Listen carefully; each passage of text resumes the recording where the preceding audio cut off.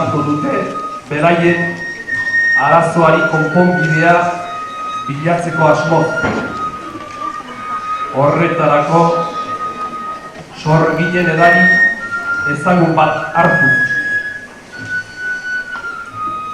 Sorgin inkisizioak harrapatuta zeukan Barrenetxeko Grazianaren ametsetan azalduko da.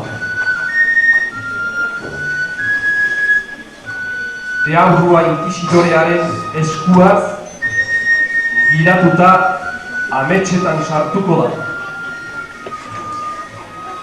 Inkisitoreek Grazianari jarri dioten sorginen mozorro berezi eta parregarria kenduko dio Deabru,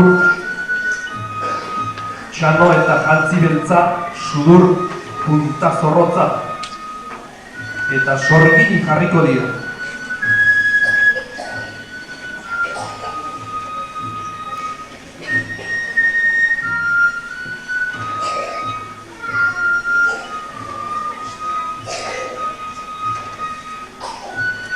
Momentu horretan, inkisitoreak ametsa apurtuko du eta sorgin atxilotuko du, sorgina dela salatu. Tortura erabiliz, aitorpen faltsuak ateratzen saiatuko da. Orduan, sorgin ohartuko da bere arazoa indarrez ezartzen ari den erlijio berria dela. Honela, bitarteko borpitzak erabiliz, Grazianaren moduan sorgin deiturekoek bakarrik iraunarazten dituzten aitzinako naturaren filosofiaren sustarretik amaitzen saiatzen dira.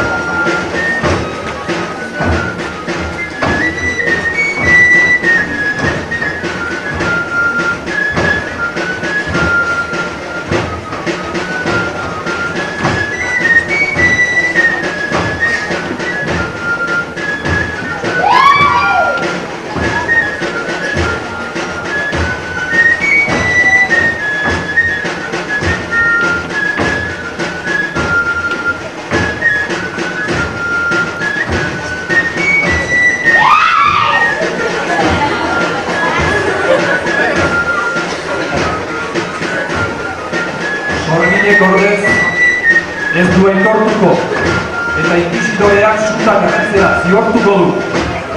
Baina suak aldez aurretik argitasuna dena aitzinako mituen lagun eta elkarkidea denak sorgin, Graziana eta eguzkia harrapatuta dituen mekanismoa apurtuko du.